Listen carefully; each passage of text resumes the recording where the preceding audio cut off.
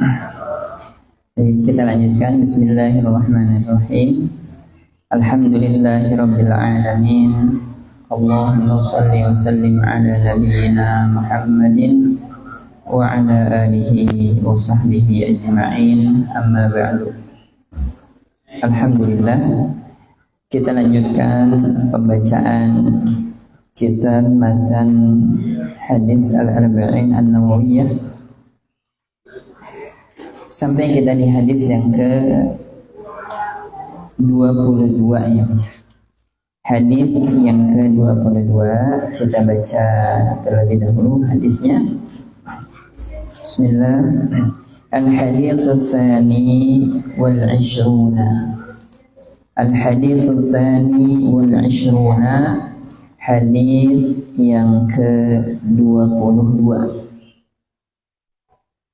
Hadis yang ke-22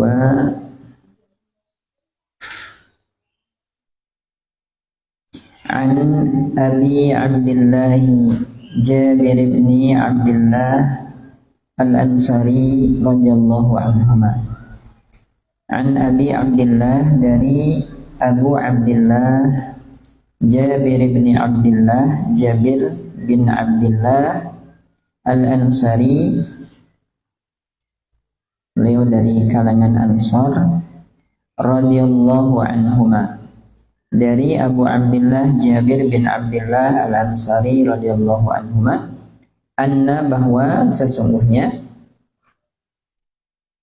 rajulan, seorang laki-laki, ada seorang laki-laki, sa'ala, bertanya, Rasulullah sallallahu alaihi wasallam, kepada Rasulullah sallallahu alaihi wasallam. Sa'ala, bertanya Rasulullah kepada Rasulullah sallallahu alaihi wasallam. Faqala, maka ia berkata,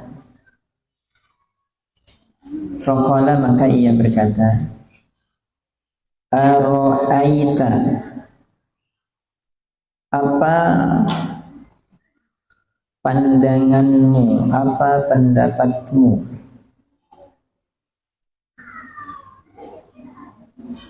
Ara'aita, apa pandanganmu, apa pendapatmu? Idza, apabila, shallaitu, saya melaksanakan salat al-maktubati, yang wajib, yaitu salat 5 waktu. Salat itu saya menjalankan salat al-maktubati yang wajib.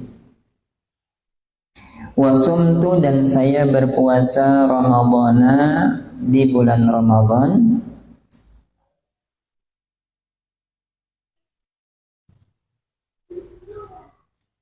Wa ahlaltu, dan saya menghalalkan al-halala, yang halal.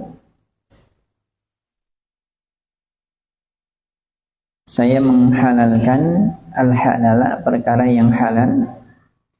Wa haramtu, dan saya mengharamkan, wa haramtu, dan saya mengharamkan,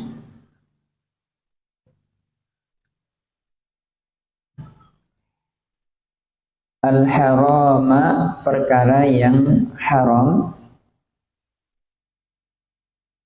Saya mengharamkan perkara yang haram.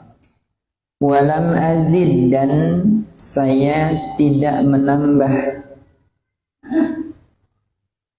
Walam azid, dan saya tidak menambahkan, ala zalika, atas hal itu, syai'an, sedikit pun. Syai'an, sedikit pun.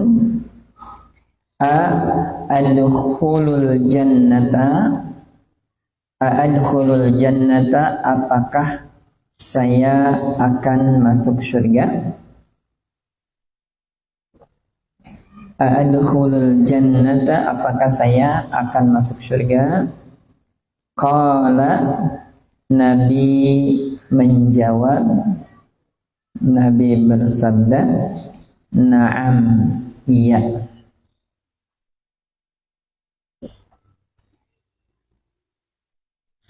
Rawahu Muslimun, hadits riwayat Muslim, hadis riwayat Muslim. Wa makna, dan makna atau arti, wa makna dan arti haramtul harama, makna dari ungkapan haramtul harama, saya mengharamkan perkara yang haram, yaitu ijtanabtuhu, saya menjauhinya. Ijtanabtuhu, saya menjauhinya.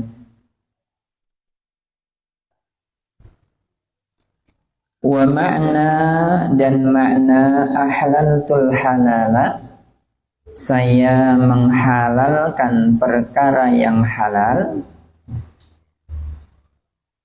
Ungkapan ahlaltul halala, saya menghalalkan perkara yang halal, yaitu fa'altuhu, saya melakukannya, saya menjalankannya.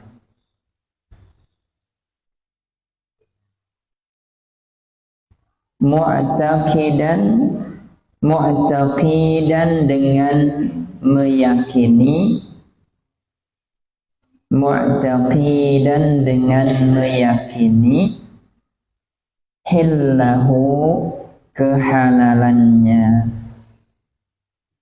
Mu'taqidan dengan meyakini, hillahu, kehalalannya.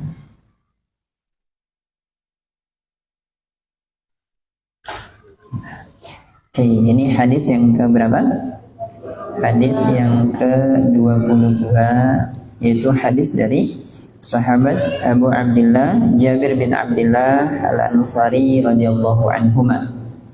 Beliau menyampaikan, kata beliau, anna rajulan, ada seorang lelaki, ada seseorang, sa'ala Rasulullah sallallahu alaihi wasallam, bertanya kepada Rasulullah sallallahu alaihi wasallam.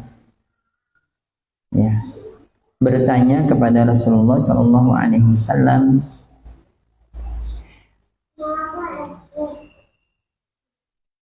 Faqala, apa pertanyaannya? Ya, orang itu kemudian bertanya kepada Nabi sallallahu alaihi wasallam, ara'aita idza shallaitul maktubati. Kata orang ini, ara'aita, apa pandanganmu, apa pendapatmu, bagaimana menurutmu? Kepada Nabi sallallahu alaihi wasallam beliau berkata, dia berkata, idza shallaitul maktubati, apabila saya menjalankan salat fardu, salat yang diwajibkan, yaitu salat 5 waktu. Jadi semua salat dia jalankan, yang 5 waktu yang diwajibkan. Wa sumtu ramadhana, dan saya berpuasa di bulan Ramadan. Jadi ketika bulan Ramadan dia puasa sebagaimana yang diwajibkan oleh Allah Subhanahu wa taala. Kemudian wa ahlaltul halala, dan saya menghalalkan perkara-perkara yang dihalalkan oleh Allah Subhanahu wa taala. Artinya perkara-perkara yang dihalalkan dan diperintahkan oleh Allah Subhanahu wa taala, dia jalankan, dia kerjakan sebagaimana yang ditafsirkan atau dijelaskan oleh muallif, ya, oleh Al-Imam Nawawi di ujung hadis ini disebutkan, wa ma'na ahlaltul halala fa'altuhu mu'taqidan hillahu. Yang dimaksud oleh orang ini ahlaltul halala, saya menghalalkan perkara-perkara yang dihalalkan oleh Allah, adalah dia menjalankan, melakukan apa yang diperintahkan, yang dihalalkan oleh Allah Subhanahu wa taala berupa ibadah-ibadah dan kebaikan-kebaikan yang diperintahkan oleh Allah. Jadi apa yang dihalalkan dihalalkan, tidak, atau apa yang diperintahkan dia jalankan, tidak kemudian ditolak dan ditinggalkan dengan sengaja, apalagi sampai merubah apa yang dihalalkan oleh Allah kemudian menjadi sesuatu yang diyakini haram, ya. Kemudian wa haramtul harama, dan saya mengharamkan perkara-perkara yang haram, perkara yang diharamkan oleh Allah saya haramkan. Artinya kata Imam Nawawi tadi, makna haramtul harama adalah ijtanabtuhu, saya menjauhinya.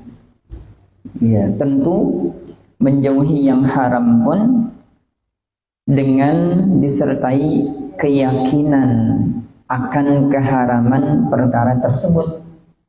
Karena dalam kenyataannya, ya, para ulama menjelaskan, ketika ada sesuatu yang diharamkan oleh Allah Subhanahu wa taala, nanti manusia ketika tidak melakukan perkara yang diharamkan atau meninggalkan, menjauhi perkara yang diharamkan, itu nanti terbagi menjadi 3 kelompok. Jadi manusia ketika mereka meninggalkan atau tidak melakukan perkara yang diharamkan oleh Allah, yang dilarang oleh Allah, itu nanti terbagi menjadi 3 macam orang, 3 kelompok orang. Ya. Kelompok yang pertama adalah orang-orang yang meninggalkan perkara haram, orang-orang yang tidak melakukan apa yang dilarang oleh Allah dengan meyakini keharamannya, dengan meyakini keharamannya, maka orang-orang seperti ini adalah orang-orang yang akan mendapatkan pahala dari apa yang dia tinggalkan tadi. Jadi orang-orang yang meninggalkan perkara haram dengan dasar keyakinannya bahwa perkara itu memang diharamkan oleh Allah, bukan karena hal lain. Jadi dia paham ini diharamkan, dia yakin itu diharamkan berdasarkan petunjuk dari Allah Subhanahu wa taala, kemudian dia tinggalkan perkara yang diharamkan itu. Motivasinya karena ingin meninggalkan apa yang diharamkan oleh Allah, karena yakin itu diharamkan. Maka orang yang seperti ini akan mendapatkan pahala dari meninggalkan sesuatu yang haram tersebut. Umpamanya ada orang yang tidak meminum khamr karena dia tahu khamr itu diharamkan dan yakin bahwa itu diharamkan oleh Allah Subhanahu wa taala, kemudian ditinggalkan karena dasar saya meninggalkan larangan Allah, saya meninggalkan perkara yang diharamkan oleh Allah. Maka orang yang seperti ini dia akan mendapatkan pahala dengan apa yang dia tinggalkan tersebut.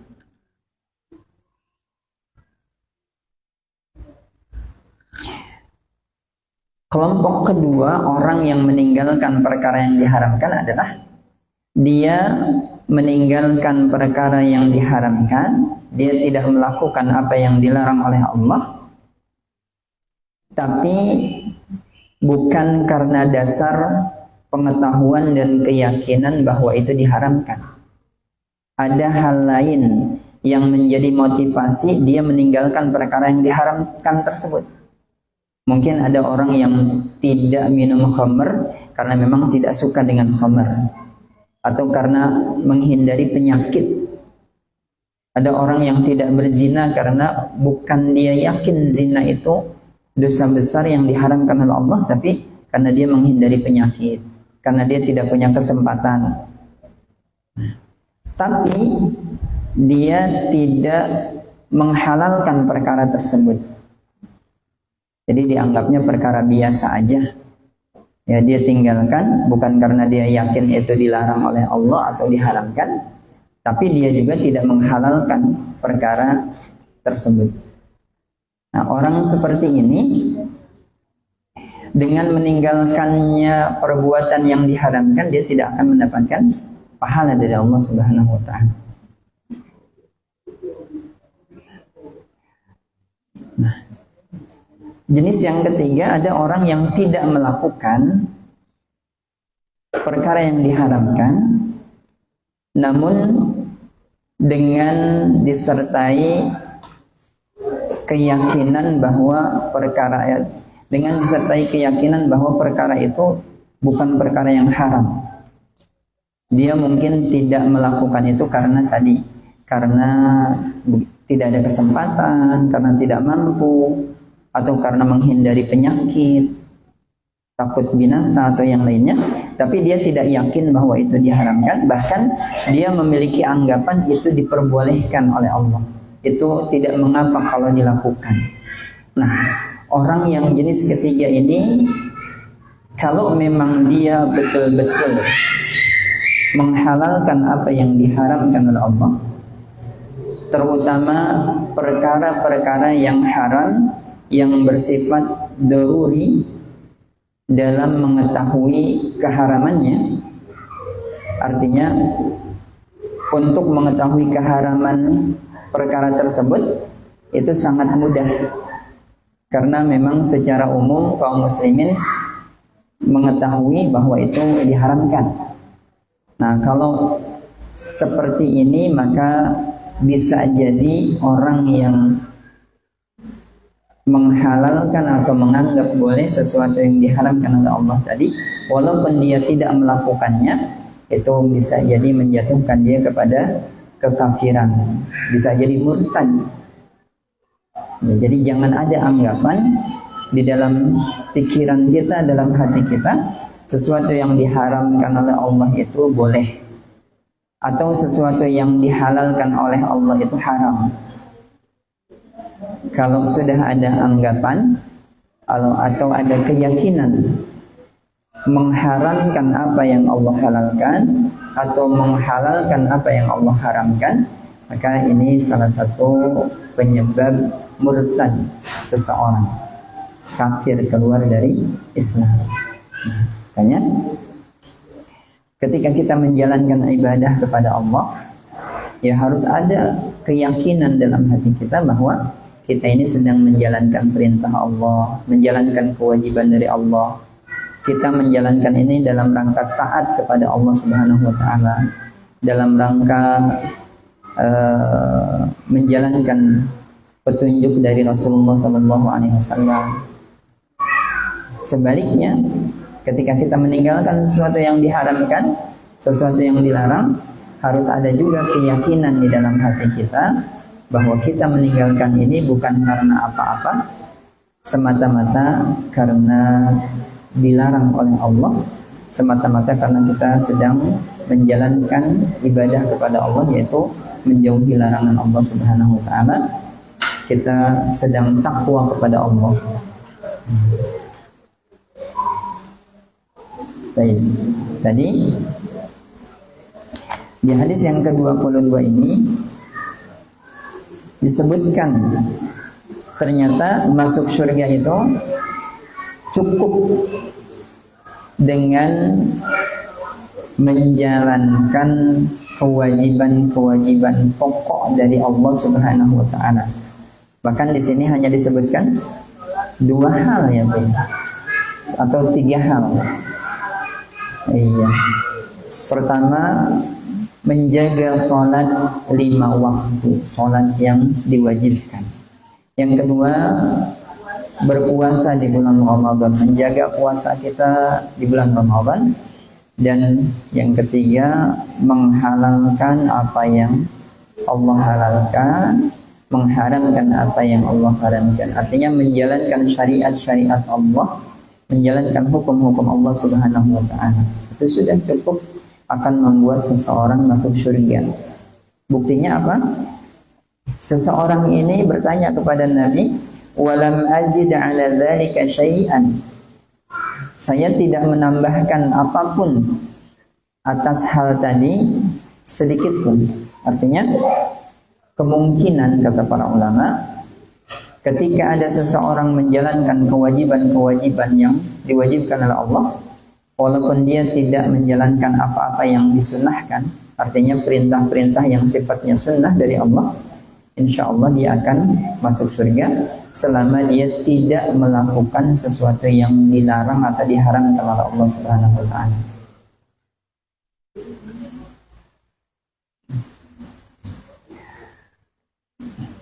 Sebaliknya, orang-orang yang melakukan apa yang dilarang oleh Allah, dia melakukan apa yang diharamkan oleh Allah, maka itu bisa jadi akan menghalangi dia untuk masuk ke dalam surganya Allah. Kemudian berarti pokok untuk bisa masuk surga itu hanya menjalankan kewajiban-kewajiban dari Allah. Iya. Kalau ada seseorang menjalankan kewajiban, dia jalankan rukun Islam, dia beriman kepada Allah, menjalankan rukun Islam, ya, terus dia tinggalkan apa yang diharamkan oleh Allah, dia tidak ghibah, dia tidak namimah, dia tidak berbuat maksiat kepada Allah, insya Allah dia akan masuk surga. Tapi walaupun dia tidak melakukan sesuatu yang sunnah, ya, sholat tahajudnya enggak, salat duhanya enggak, sedekahnya enggak, cuma zakatnya doang. Yes. Selama dia tidak melakukan yang haram, masuk surga enggak? Masuk surga. Tapi iya, level surganya nanti hanya yang standar saja. Nah, yang menaikkan level kita di surga itu kan ketakwaan, ketaatan kita kepada Allah. Banyaknya amalan yang kita lakukan, ketaatan yang kita lakukan kepada Allah Subhanahu wa taala. Makanya walaupun di sini disebutkan seseorang yang hanya menjalankan kewajiban-kewajiban yang Allah wajibkan dan tidak melakukan sesuatu yang diharamkan, dia akan masuk surga, tetap kita harus mengejar amalan-amalan yang sunnah, amalan-amalan tambahan yang akan membuat kita semakin dicintai oleh Allah Subhanahu wa taala, yang akan membuat kita semakin dekat kepada Allah dan semakin tinggi derajat surga yang akan didapatkan.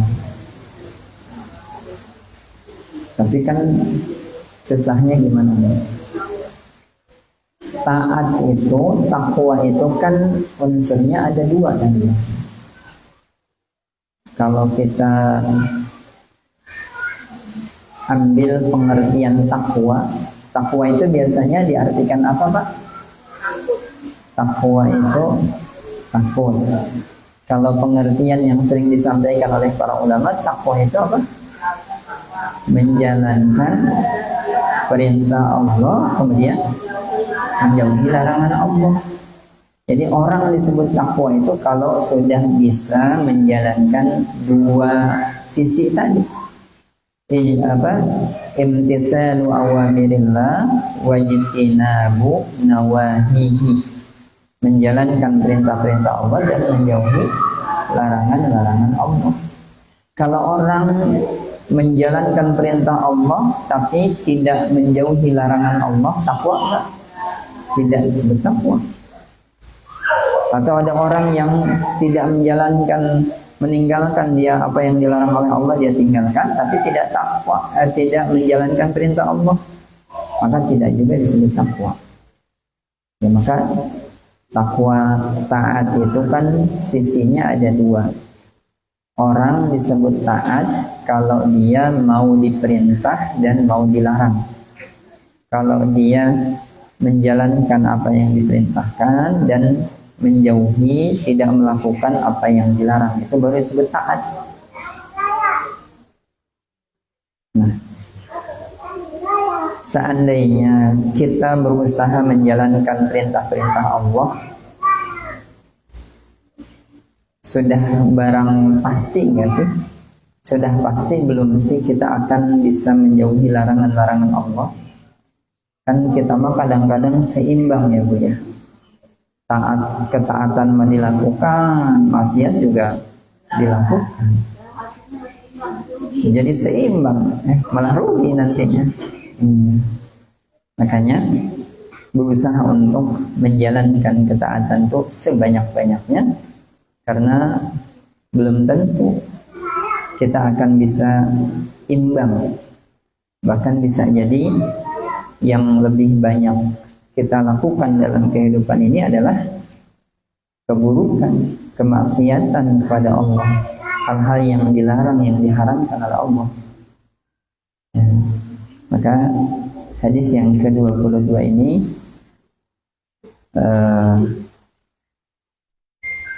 memberikan pelajaran kepada kita untuk berusaha menjaga apa yang diwajibkan oleh Allah Subhanahu wa taala. Pokoknya perkara-perkara wajib itu tidak ada tawar-menawar ya. Apa yang diwajibkan oleh Allah tidak ada tawar-menawar lagi. Pokoknya bisa nggak bisa harus dijalankan. Kecuali ada uzur yang membuat kita tidak menjalankan atau dibolehkan untuk tidak menjalankannya. Yang paling utama apa Bu? Sholat. Sholat jangan sampai ketinggalan, apalagi ditinggalkan. Bagian kalau orang dalam hidup ini sampai ketinggalan sholat 5 waktu untuk kebangetan banget. Ya, kebangetan banget ya sih. Kebangetan banget ya. Kalau kita pikir dengan akal sehat sholat 5 waktu yang Allah wajibkan kepada kita itu sudah sangat ringan, insya Allah. Allah sudah memberikan sangat keringanan kepada kita dari penjalanan sholat 5 waktu yang kita lakukan. Jadi sholat 5 waktu seberapa capeknya sih Pak? Kalau kita sholat sampai ada yang mungkin meninggalkan, sampai ada yang nggak sanggup menjalankan atau menjaga sholat, itu seberat apa sih? Sholat zuhur kalau ditambah sholat sunnah sebelumnya 4 rakaat, setelahnya 2 rakaat, itu pun kalau dijalankan insya Allah nggak capek-capek amat.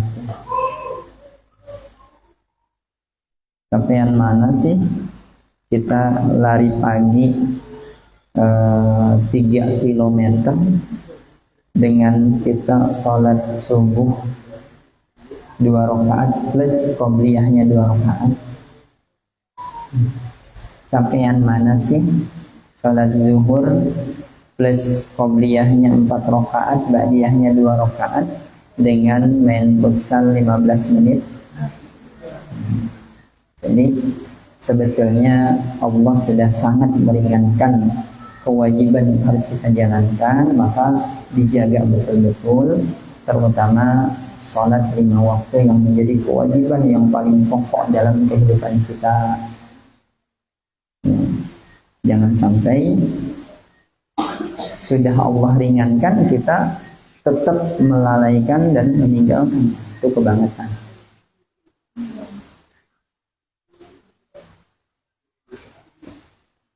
Sholat 5 waktu, jadikan sholat 5 waktu itu sesuatu yang paling kita pikirkan dalam kehidupan kita. Ini prioritas yang paling utama dari kegiatan dan amalan kita hendaknya sholat 5 waktu.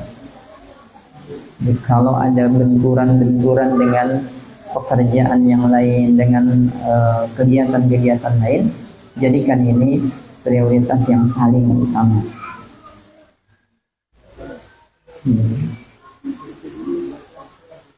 Jadikan ini sesuatu yang paling memenuhi pikiran kita, yang paling kita pikirkan, yang paling kita pikirkan bagaimana bisa menjalankannya tepat waktu, bagaimana menjalankannya dengan sebaik-baiknya, bagaimana meningkatkan kualitasnya, itu yang harus paling kita pikirkan. Kalau ada di antara kita yang sholat 5 waktu saja sudah nggak ingat karena mikirin yang lain, kebangetan kan?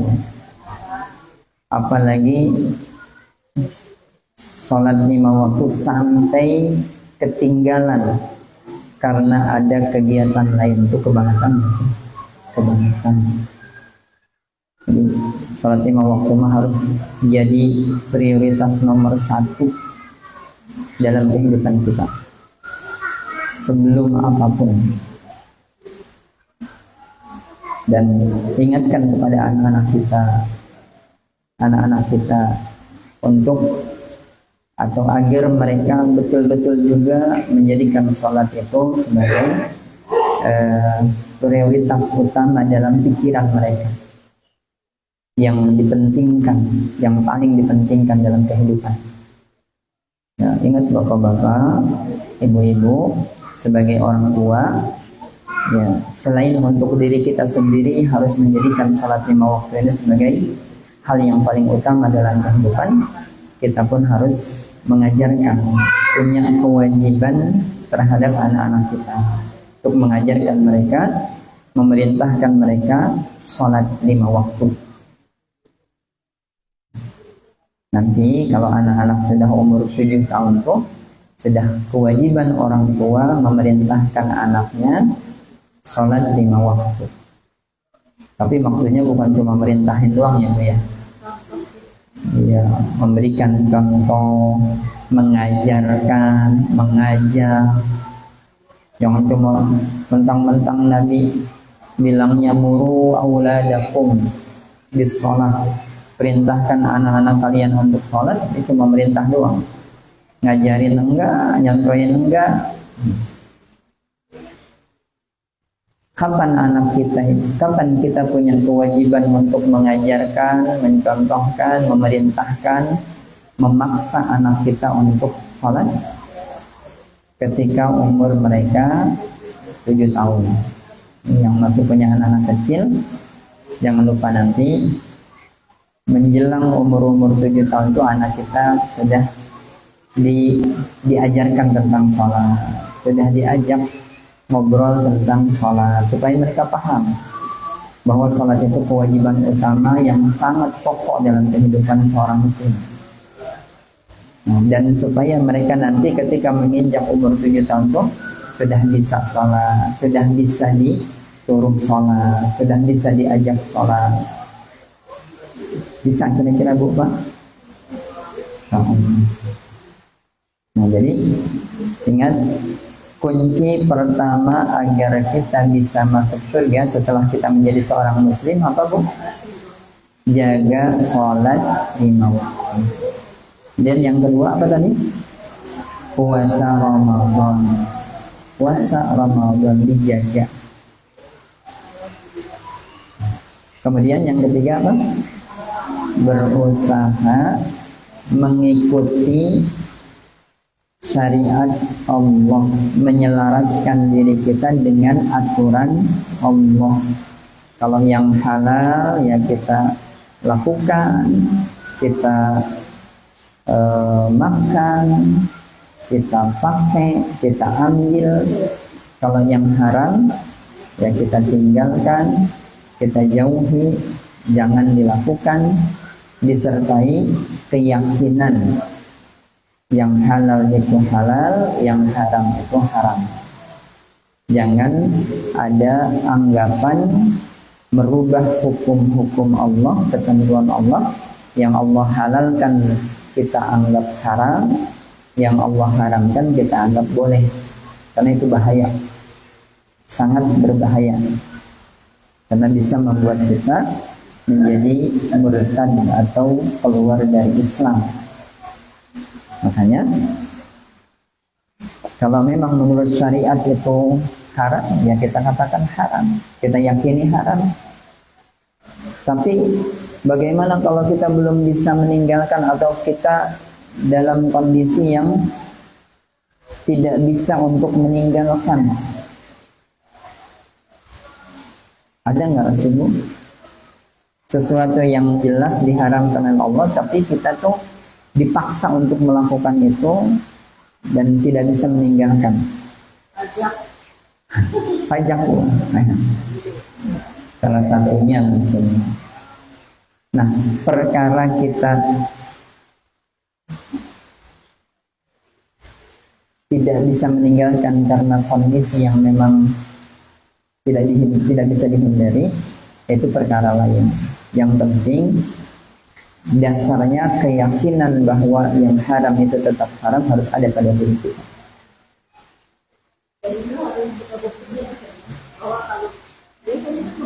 Kalau pajak itu jadi nggak mau telat tepat waktu, tapi kalau misalkan pagi-pagi kadang-kadang begitu. Kadang kita tuh suka begitu ya Bu ya. Hal yang sudah jelas-jelas haram kita kadang-kadang kejar-kejar, kita jaga. Hal yang merupakan kewajiban malah kita entar-entar. Jadi yang penting apa Bu? Yakin dulu apa yang diharamkan oleh Allah itu haram. Jangan sampai kita lakukan, kita berusaha untuk meninggalkan. Adapun nanti 1-2 hal yang kita sama sekali di situasi yang tidak bisa keluar, yang harus menjalankan itu, padahal kita tahu itu haram, tapi kalau kita nggak lakukan akan memudaratkan kita, ya itu perkara lain. Nah, jadi penting nggak sih Bu, kita meyakinkan diri kita, kita menyelaraskan diri kita dengan hukum atau aturan Allah? Penting. Yang namanya aturan Allah itu diturunkan untuk kemaslahatan. Kan siapapun atau dimanapun aturan itu tujuan utamanya untuk kemaslahatan. Walaupun terkadang ada aturan-aturan yang bukan membawa kemaslahatan, membawa kemudaratan. Maka penting untuk kita perhatikan aturan-aturan Allah. Yang halal itu halal, yang haram itu haram. Yang benar itu benar, yang salah itu salah.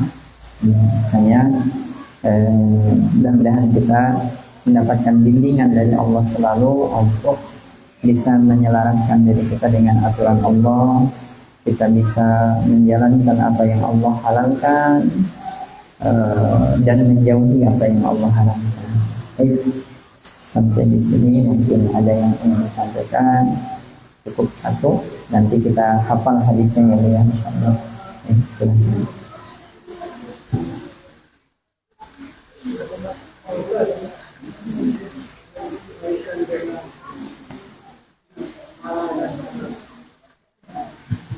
Terutama yang banyak hal yang melekat pada makanan dan kita makan. Kita mungkin banyak tidak tahu apa tambahan yang diberikan kepada makanan dan dijual apa. Apakah ada komponen yang haram atau tidak ada kita oleh yang tidak tahu. Seperti misal ada yang dibolehkan dan tidak dibolehkan dalam contoh yang sederhana misalnya sate. Apakah sate itu haram? Karena proses akhirnya yang fermentasi dan menghasilkan alkohol malah dari akhir itu jadi gimana kita mensikapinya? Terima kasih.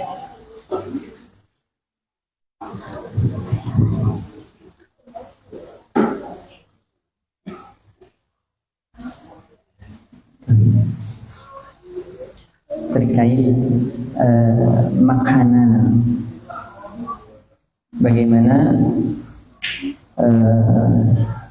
ketika kita menemukan atau berhadapan dengan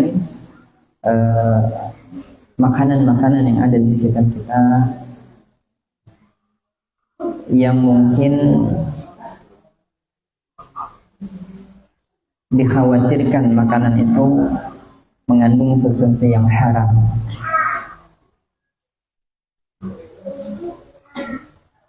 Sebetulnya ini kaidah dasar dalam kehidupan kita di dunia ini, kaidah dasarnya semua perkara dalam kehidupan kita di dunia ini hukum asalnya adalah mubah. Hukum asalnya adalah mubah. Kecuali sesuatu yang dilarang atau diharamkan menurut dalil syar'i. Maka pada asalnya apapun yang ada dalam kehidupan kita itu dibolehkan untuk dimakan, untuk dilakukan, kecuali perkara-perkara yang dilarang oleh Allah atau yang diharamkan oleh Allah secara jelas.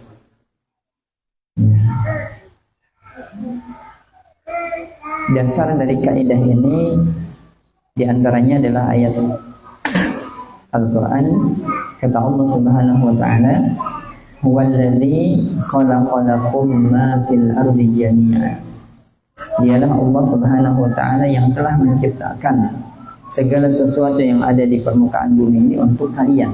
Artinya diperbolehkan pada asalnya semua yang ada di dunia ini untuk manusia, untuk dimanfaatkan oleh manusia. Kecuali nanti yang dilarang, maka itu dikecualikan dari kebolehan. Termasuk makanan-makanan pada asalnya diperbolehkan oleh Allah untuk dikonsumsi, kecuali yang dilarang oleh Allah di dalam nas dalil Al-Quran atau hadis Nabi Sallallahu Alaihi Wasallam.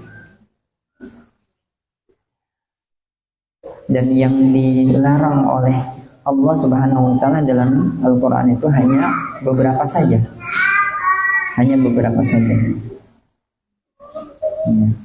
Dalam ayat-ayat Allah menyebutkan beberapa yang dilarang, hurimat alaikumul maitatu waddamu wa lahmul khinzir, gitu kan. Hanya sedikit sebetulnya yang dilarang. Nah, untuk perkara-perkara yang jelas larangannya dari Allah, maka itu kita tinggalkan. Tidak boleh kita konsumsi, tidak boleh kita ambil. Adapun untuk hal-hal yang kemudian membutuhkan perincian, membutuhkan penelitian, maka itu nanti dikembalikan kepada para ahli, para ulama yang meneliti hal tersebut. Ya, di antaranya mungkin yang diharamkan itu khamr, salah satunya oleh Allah Subhanahu wa ta'ala dalam Al-Quran dan hadis-hadis Nabi diharamkan khamr. Bagaimana dengan kalau khamr yang memang jelas-jelas khamr sudah pasti dilarang? Bagaimana dengan makanan-makanan yang dikhawatirkan atau kemungkinannya akan mengandung khamr? Seperti tadi disampaikan apa? Makanan-makanan yang difermentasi. yang kemudian mengandung alkohol. Nah, wallahu a'lam, dalam masalah ini ada perbedaan antara khamr yang diharamkan di dalam nas atau dalam dalil dengan alkohol yang terkandung dalam atau pada beberapa makanan yang biasa kita konsumsi. Intinya seperti ini. Intinya, kalau memang makanan yang mengandung alkohol yang biasa dikonsumsi oleh manusia sehari-hari itu tidak sampai disebut dengan khamr, maka itu sebetulnya beda atau ada perbedaan antara khamr yang diharamkan yang disebut dengan khamr dengan makanan-makanan yang mengandung alkohol. Karena dasar khamr itu apa sih? Ya, khamr itu kata Nabi, kullu muskirin khamrun, segala sesuatu yang memabukkan, yang merusak jaringan-jaringan otak, kesadaran, itu disebut khamr. Maka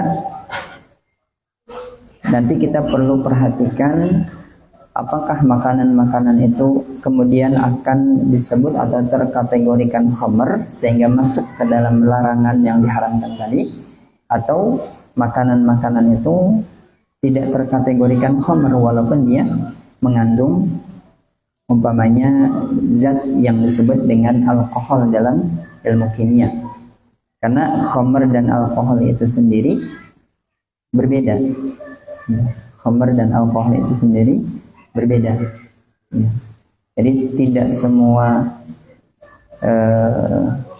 benda atau makanan yang mengandung alkohol itu kemudian disebut khamr. Ya, karena berbeda nanti. Ya, intinya kita hanya itu butuh nanti penelitian apakah makanan-makanan yang kemudian mengandung zat alkohol tadi bisa terkategorikan khamr atau dia tidak. Kalau dia terkategorikan khamr, maka dia termasuk ke dalam larangan yang disebutkan oleh Al-Quran dan hadis yang diharamkan. Kalau dia tidak terkategorikan khamr, maka dia tetap secara umum adalah sesuatu yang sifatnya mubah. Namun intinya kita sering gini ya Bunya, kita itu sering sudah terbiasa ketika ada alkohol itu kemudian disebut khamr ya. Kita sering menyamakan kalau alkohol itu khamr, khamr itu alkohol gitu. Sehingga segala sesuatu yang kemudian disebutkan mengandung alkohol katanya itu langsung kita sebut itu khamr. Padahal tidak seperti itu juga. Nanti mungkin ini ada pembahasan yang lebih jauh tentang masalah ini. Alkohol yang seperti apa yang kemudian akan disebut khamr, makanan yang mengandung alkohol yang seperti apa yang kemudian terkategorikan khamr, itu nanti mungkin pembahasannya lebih ini. Tapi intinya hukum asal dari sesuatu yang ada di permukaan bumi ini adalah mubah, boleh dimanfaatkan oleh manusia kecuali yang dilarang oleh Allah Subhanahu wa taala.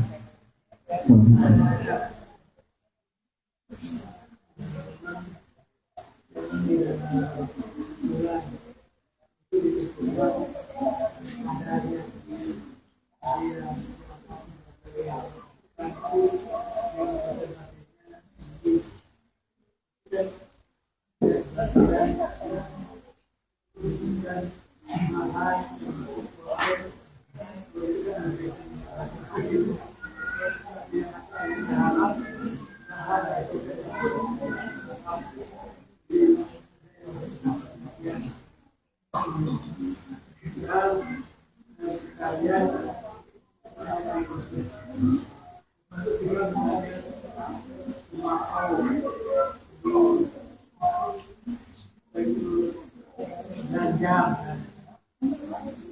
Kalau di beberapa daerah seperti di Aceh bagaimana?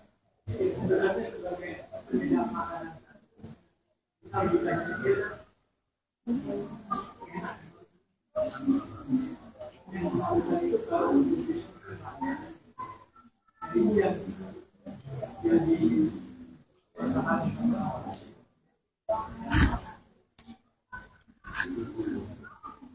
Iya. Ya mungkin nanti tadi untuk lebih mengetahui apakah suatu makanan itu termasuk sesuatu yang terkategorikan diharamkan oleh Allah karena mungkin masuk dalam kategori khamar atau yang lainnya, itu nanti perlu adanya penelitian atau ditinjau lebih lanjut lagi khusus untuk makanan-makanan tersebut. Tapi intinya tadi kalau kaidah syar'i atau kaidah yang disebutkan oleh para ulama, ya hukum asal dari sesuatu yang berupa hal-hal duniawi itu mubah kecuali yang dilarang oleh Allah Subhanahu wa taala. Nah, sehingga untuk mengatakan sesuatu yang sifatnya duniawi seperti makanan atau yang lainnya, itu kalau kita akan mengatakan itu dilarang atau itu haram, maka harus ada dalil yang melarangnya. Harus ada dalil yang melarangnya, atau didapati setelah penelitian perkara tersebut masuk dalam kategori perkara yang di dalam dalil disebutkan haram. Nah, seperti itu mungkin. Nah, kecuali dalam masalah ibadah, kalau masalah ibadah hukum asalnya dilarang kecuali ada dalil yang memerintahkan. Maka kalau kita ingin mengatakan ini adalah ibadah yang diperintahkan, maka harus ada dalil yang memerintahkannya. Itu kaidah dasarnya. Sehingga tadi kalau kita ingin membahas satu makanan tertentu, maka dia akan dikembalikan pada pembahasan penelitian makanan ini. Kenapa kita sebut atau masyarakat mengatakan ini haram? Oh, karena dia masuk dalam kategori khamar umpamanya, maka dia termasuk yang diharamkan. Tapi kalau dia tidak termasuk kategori yang diharamkan oleh Allah, maka tidak bisa kita mengatakan makanan itu haram. Itu intinya, maksudnya kaidahnya seperti itu.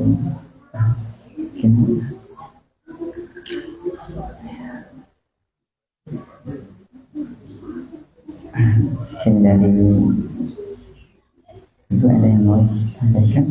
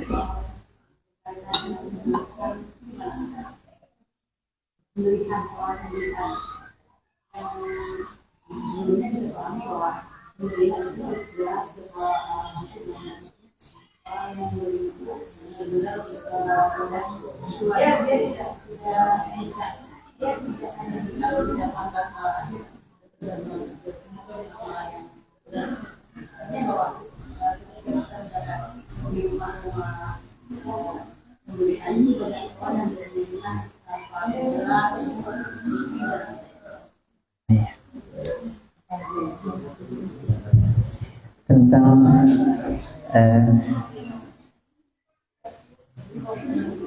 hewan yang disembelih, ya. Hukum asal memanfaatkan hewan-hewan yang ada di sekitar kita yang memang tidak ada larangan, tidak ada keharaman, maka hukum asalnya mubah ya. Umpamanya ayam, kambing atau yang lainnya. Namun kebolehan kita mengkonsumsi hewan-hewan yang secara syar'i sebelum dimakan harus disembelih agar tidak terkategorikan bangkai. Jadi kalau ada hewan yang harus disembelih, dikonsumsi tanpa disembelih atau disembelihnya tidak memenuhi standar syariat, maka hewan itu kemudian mati menjadi bangkai. Dan bangkai itu termasuk salah satu yang diharamkan oleh Allah Subhanahu wa taala.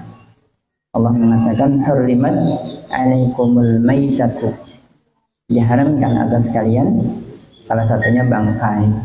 Sehingga binatang-binatang yang tidak disembelih secara syar'i maka matinya disebut bangkai, dan itu termasuk yang diharamkan oleh Allah Subhanahu wa taala. Nah, bagaimana dengan keadaan kita sekarang gitu ya? Banyak hewan-hewan yang dijual yang kita tidak tahu proses penyembelihan hewan tersebut apakah sesuai dengan syar'i atau disembelih begitu aja sehingga dia matinya menjadi bangkai dan haram untuk kita konsumsi. Nah, keharusan bagi kita dalam perkara ini adalah berikhtiyat atau berhati-hati. Ya, hati-hati ketika kita mengkonsumsi makanan-makanan berupa hewan yang disembelih yang kita tidak mengetahui bagaimana proses penyembelihannya dan tidak ada jaminan dari produsennya untuk kehalalan dari apa yang mereka jual.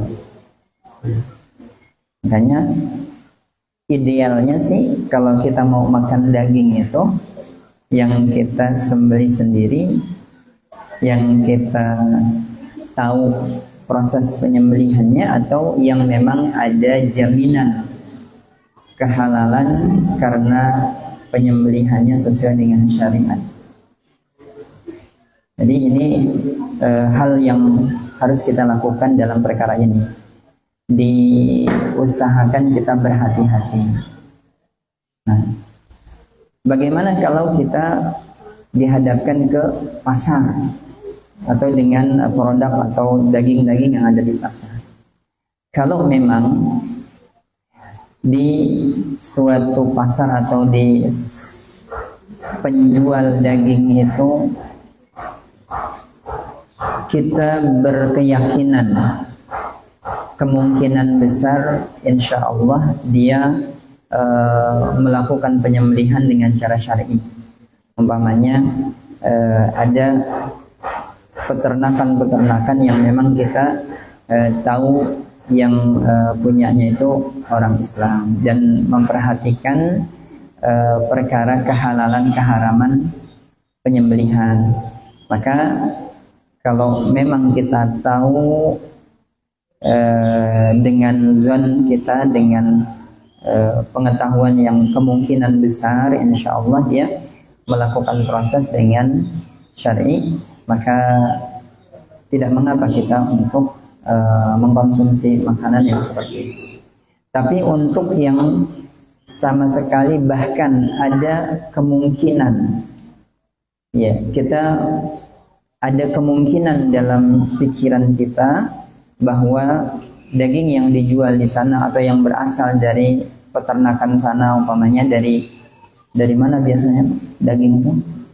Umpamanya dari negeri kafir, dari negara yang memang produsen daging itu negara kafir, bukan negara kebanyakannya orang muslim, yang kemungkinannya peternaknya, pegawainya bukan orang muslim, maka kita menghindar dari daging-daging yang seperti itu. Biasanya daging impor dari mana, Pak? Itu kira-kira negara yang mayoritasnya muslim atau bukan? Kalau memang ada jaminan halal dan sudah diteliti oleh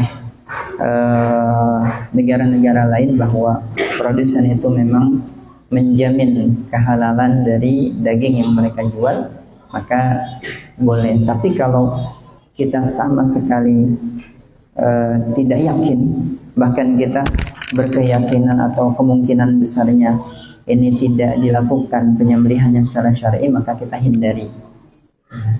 Lebih baik kita beli dari peternak-peternak yang tetangga-tetangga saja, Pak Haji gitu, yang memang beternak ayam, kemudian insya Allah pekerjaannya juga orang muslim, ya seperti itu.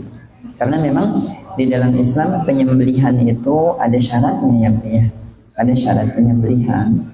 Minimal dia disembelih dengan mengucapkan nama Allah, Bismillah. Kemudian kalau dalam fikih itu ada syarat-syarat penyembelihan. Di antaranya harus memutuskan dua orang di leher yang ketika itu tidak dilakukan maka tidak sah atau tidak sempurna penyembelihannya. Nah, jadi itu diperhatikan. Kadang kita suka tidak memperhatikan masalah-masalah seperti itu. Makanya kalau memang kita belum yakin banget mah, dah ke pasar belinya ikan-ikanan aja, ikan laut gitu ya. Udang yang memang tidak perlu disembelih walaupun bangkai, halal. Daripada kayak ayam, sapi, daging-dagingan itu yang memang harus disembelih dulu, kita nggak tahu ini yang menyembelih siapa gitu ya. Kecuali memang di negeri Islam itu ada jaminan biasanya. Harus memang, maka orang-orang pasar itu kan dulu Khalifah Umar bin Khattab itu mewajibkan orang yang mau jualan di pasar itu harus yang punya ilmu, harus yang paham. Kenapa? Karena banyak hal yang nanti akan terjadi, termasuk perkara-perkara haram beredar di sana yang tidak disadari atau tidak terlalu diperhatikan oleh kaum muslimin, yang akan berdampak kepada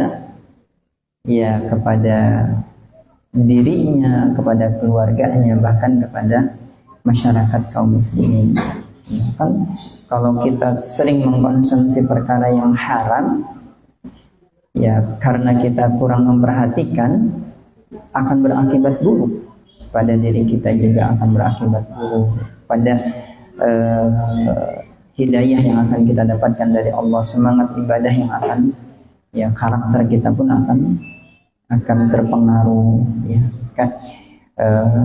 Kita berharap untuk permasalahan seperti ini sama-sama kita sedikit perhatian, karena kita ingin kehidupan kita itu ya tidak nyerempet-nyerempet perkara yang haram. Yang bisa kita usahakan, ya kita usahakan. Bisa jadi harus ada jaminan kehalalan. Nah kalau kondisinya kita makan di rumah makan di suatu negara yang minoritas muslim, kita pilih makanan yang kita yakini itu halal, kita maka cara masaknya dengan wadah yang walam, dengan campur dengan yang tidak halal, kita harus gimana? Ada was-was nih, kan? Ada was-was, ada pilihan lain. Memang harus memang di situ, gitu kan? Ada pilihan.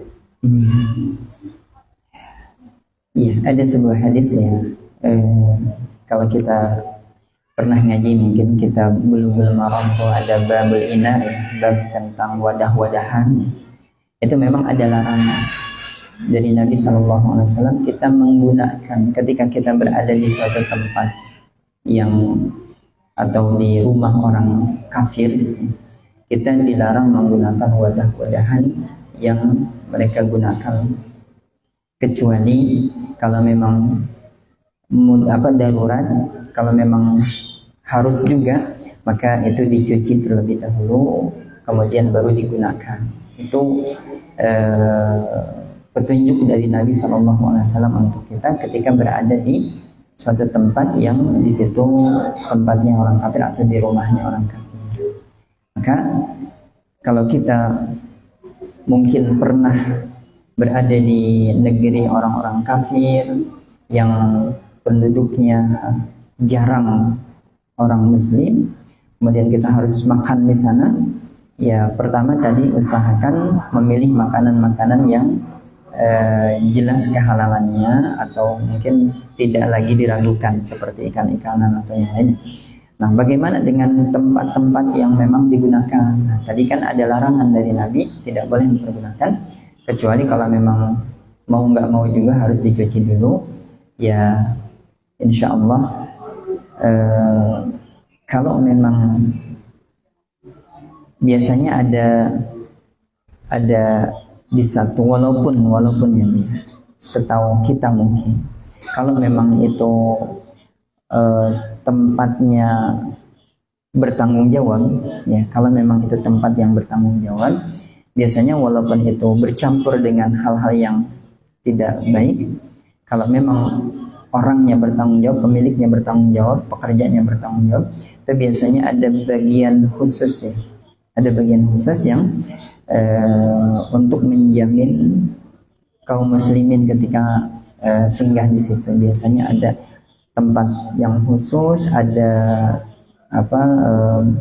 barang-barang atau alat-alat khusus yang mereka gunakan.